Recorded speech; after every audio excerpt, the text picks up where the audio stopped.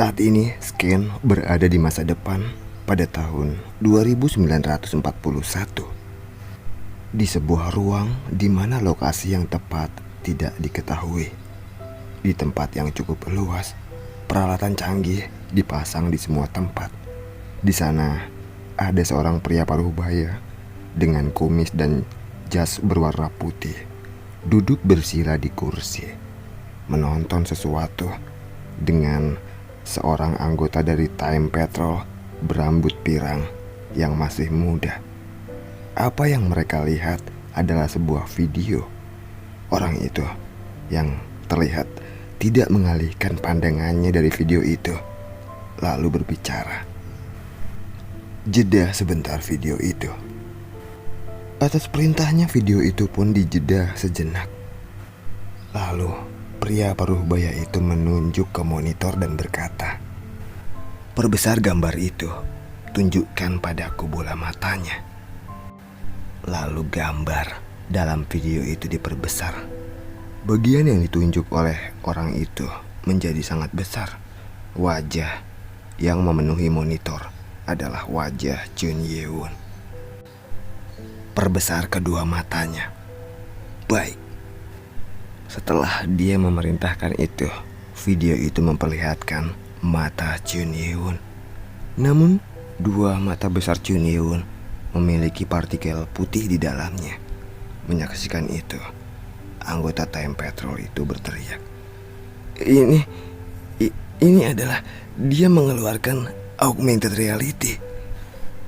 Tidak lama kemudian pria paruh baya itu segera menjentikkan jarinya dan bangkit dari kursi.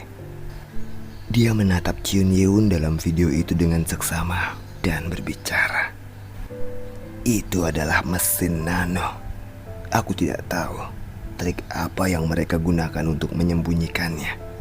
Tapi mereka menyuntikkannya ke seseorang dari masa lalu. Ini adalah kode oranye. Panggil komandan masing-masing unit dari pasukan khusus. Roger."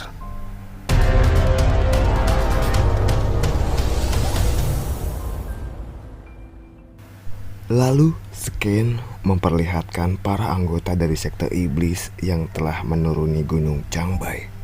Awalnya mereka ingin membangun tenda di dekat Gunung Changbai. Namun atas perintah Chun Ye-won yang bergabung dengan mereka terlambat, tenda yang telah setengah jadi dirapihkan kembali dan mereka segera pindah ke barat laut tanpa jeda istirahat. Karena mereka bergerak tanpa henti selama 2 hari, mereka dapat mencapai bagian barat provinsi Liaoning. Pada malam kedua, Chun Ye-won yang memutuskan bahwa mereka terlalu jauh dari Gunung Changbai memerintahkan agar perkemahan dipindahkan dan mengambil tindakan agar dia bisa beristirahat malam itu. Akhirnya kita beristirahat. Rasanya telapak kakiku seperti terbakar. Iya, aku benar-benar lelah. Hei, kau yang di sana, jangan letakkan tenda itu di tanah. Jika kau ingin beristirahat dengan cepat, maka letakkan tenda itu di atas batu. Baik. Atas desakan dari Letnan Heobong, para anggota sekte iblis yang sedang duduk-duduk dengan cepat bangkit dan memindahkan tenda-tenda itu. Tidak peduli seberapa terampil mereka dalam seni bela diri, mereka tidak bisa tidur nyenyak selama 2 hari. Mereka kelelahan. Sebagian besar dari mereka tampak lelah. Jika barak dibangun sebelumnya, mereka pasti sudah tertidur. Chun Ye-won terlihat dia merasa kasihan melihat anak buahnya yang sedang bekerja membangun tenda. Tapi tetap saja, dia tidak bisa menahan mereka. Dia tidak takut pada Time Patrol, tetapi mereka akan muncul dengan persiapan yang matang jika mereka benar-benar melakukannya. Itulah yang Cheon Musyong peringatkan padanya.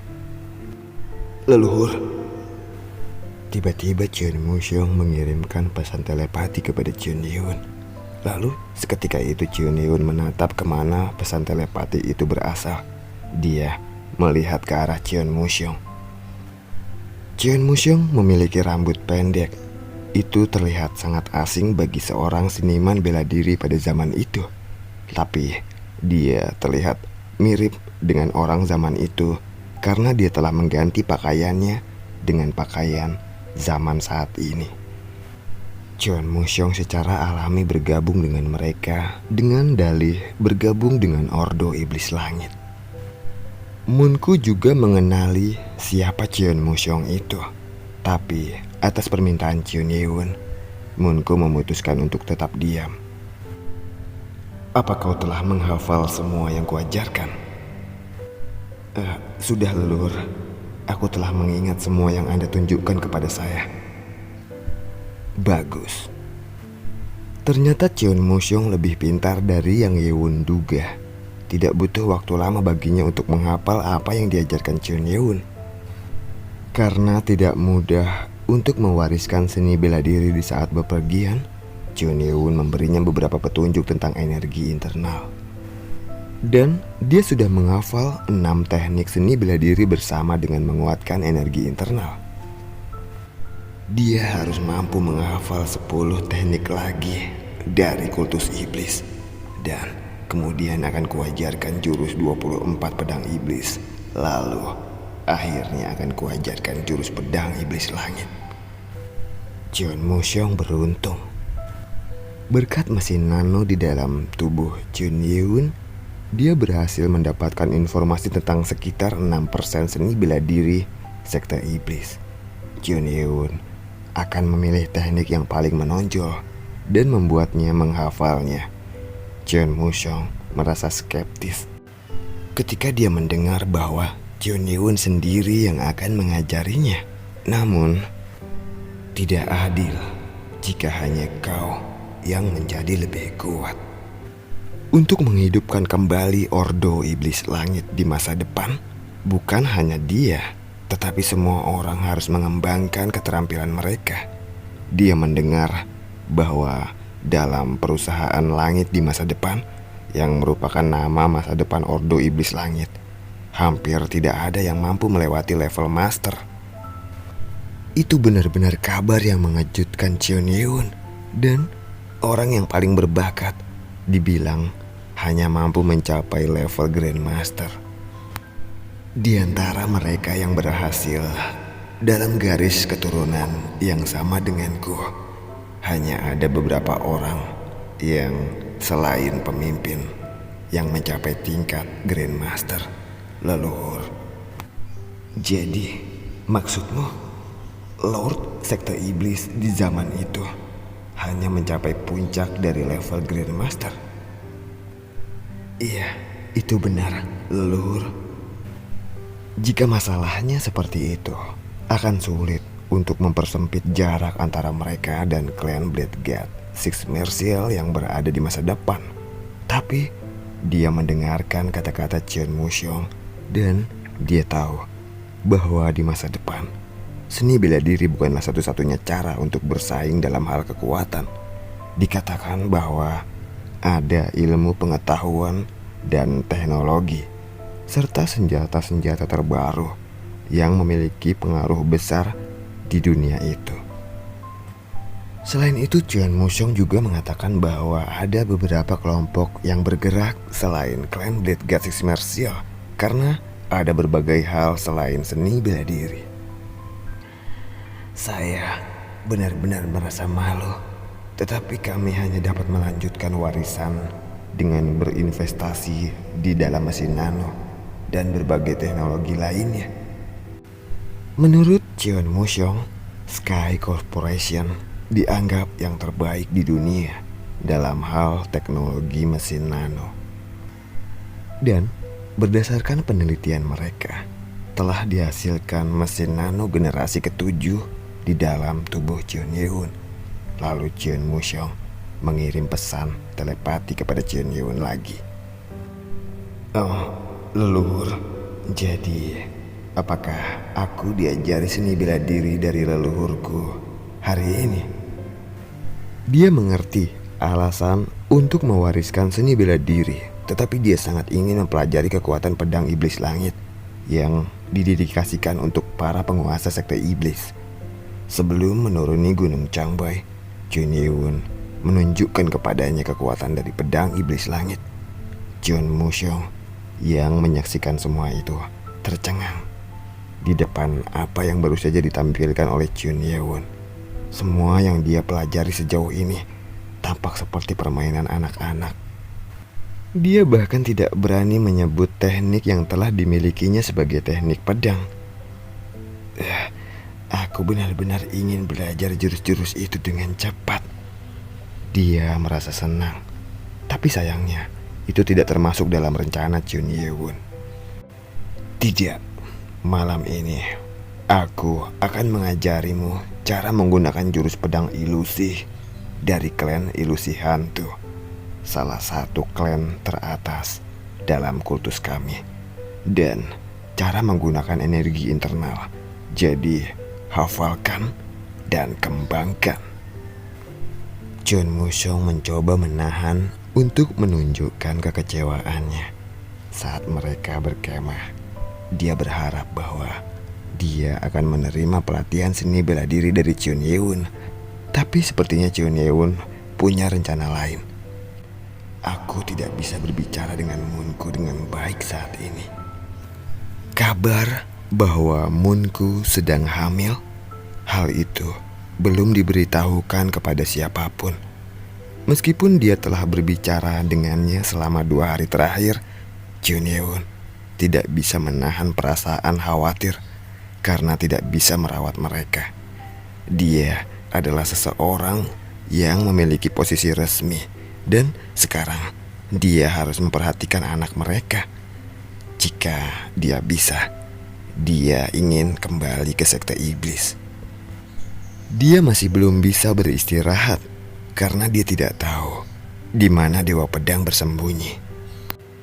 Kau belum tidur selama 2 hari ini, jadi istirahatlah dan hafalkan lagi apa yang telah aku ajarkan padamu. Baik leluhur. Lalu Chun Mushong berlalu pergi sambil bergumam pelan. Melihat itu, Chun Ye-won tersenyum. Dia tahu betapa termotivasinya orang itu, tetapi dia juga tahu bahwa lengannya yang patah belum sembuh sepenuhnya. Jadi tidak mungkin dia mengajarinya seni bela diri sekarang. Lengan yang patah itu akan segera sembuh setelah dia mampu mengendalikan energi internalnya. Lalu tiba-tiba seseorang yang menggunakan topeng unik muncul di sebelah Chun Ye-won. Itu adalah Great Guardian Marakim. Di tangan Marakim ada sesuatu seperti nampan yang dibungkus kain. Hormat yang mulia, Great Guardian, ada apa? Wajah Chun Ye-won menjadi cerah saat Marakim datang. Itu adalah teh yang dia tunggu-tunggu. Sambil menunjukkan nampan, Marakim berbicara. Aku telah membawa apa yang telah Anda minta. Teh ini akan mendingin dengan cepat, Tuan. Tapi ini bisa dihangatkan lagi. Jika Anda ingin dihangatkan lagi, aku dapat memerintahkan para anggota untuk mempersiapkannya dan membawanya kembali. Oh, tidak usah. Biar aku minum yang ini saja. Marakim merasa bingung karena Chun Ye-won hanya mengambil nampan dan pergi. Dia berjalan menuju barak tempat Moonku tinggal. Dan saat itulah ada seseorang yang memanggil Marakim. Great Guardian. Mantan Tuan. Orang yang memanggil Marakim ini adalah Jeon In-ji. Di sebelahnya ada Yeobong juga, yang tampaknya telah membimbing Jeon In-ji ke tempat mereka berada. Bukankah Lord berada di sini beberapa saat yang lalu? Kemana beliau, Great Guardian? Karena merasa bingung, Yeobong bertanya kepada Great Guardian. Untuk menjawab pertanyaan itu, Great Guardian hanya menunjuk ke arah barak di mana Moonku tinggal dan mengatakan sesuatu. Lord baru saja pergi ke barak Lady Moonku. Mendengar kata-kata itu, Mantan Lord Jeon Inji tersenyum cerah dan mengangguk. Dia tahu bahwa Jun Yeun dan Moonko telah menjalin hubungan yang menyangkut soal asmara selama ini. Tentu saja tidak ada satupun anggota sekte iblis yang tidak tahu apa yang terjadi di antara mereka berdua. Coba itu Lord kita, apakah tidak terlalu berlebihan pergi ke sana segera setelah Barak berdiri? Marakim menggelengkan kepalanya melihat bagaimana Heobong tersenyum seperti orang bodoh saat itu. Heobong adalah satu-satunya orang yang bisa bebas mengatakan sesuatu tentang Jeon Yeun dengan mengatakan hal seperti itu di depan Jeon Inji. Ada berita penting apa, mantan Lord? Jika itu sesuatu yang mendesak, aku dapat memberitahu Lord. Mendengar kata-kata Marakim itu, Jeon Inji melambaikan tangannya sambil berkata, sudahlah, biarkan mereka berdua. Orang tua ini tidak sebodoh itu. Tapi kemana saja kau seharian ini, Great Guardian? Saat pagi-pagi sekali, Jeon Inji sudah melihat Jeon Yeun memberi perintah kepada Marakim.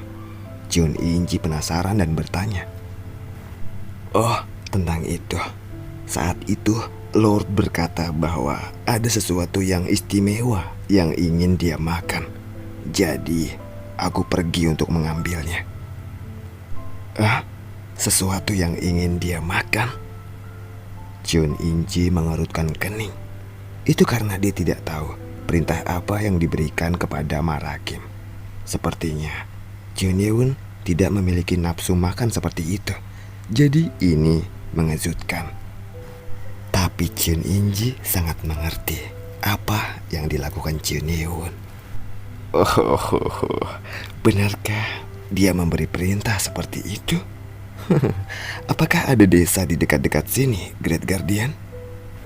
Iya, aku beruntung menemukan desa sekitar 80 mil barat laut dari sini. Di sana aku dapat menemukan buah persik kering, sup bebek, dan kue beras. Apa? Dia meminta buah juga. Dia meminta makanan sebanyak itu.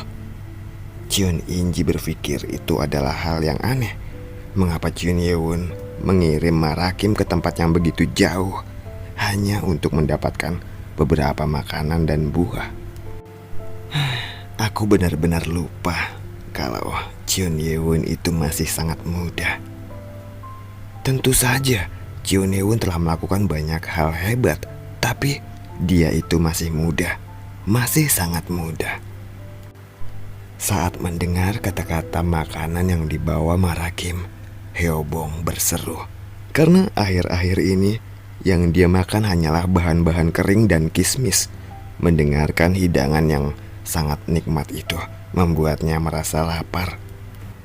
Sambil menatap Barak Moonko dengan perasaan iri, dia bergumam, "Aku cemburu.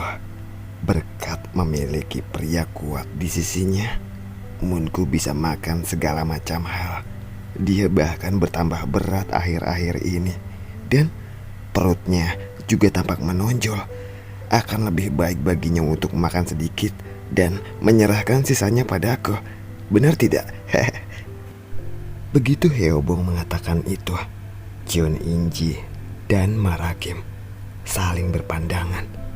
Heobong yang tidak tahu mengapa merasa bingung. Kenapa kalian menatapku seperti itu? Letnan Heo, apa yang baru saja kau katakan tadi? Coba ulangi. Tentang hal yang menyenangkan untuk meninggalkan sisa makanan. Tapi aku tidak bisa memaksanya. Aku hanya tidak bisa memakan dendeng. Tidak, bukan yang itu yang kau katakan sebelum itu. Tentang Moonko yang perutnya semakin membesar dan bertambah berat. Setelah Heobong mengatakan itu, Jeon Inji dan Marakim segera bergerak pindah dari sana meninggalkan Heobong. Secara tiba-tiba mereka bergerak menuju barak tempat Moonko tinggal.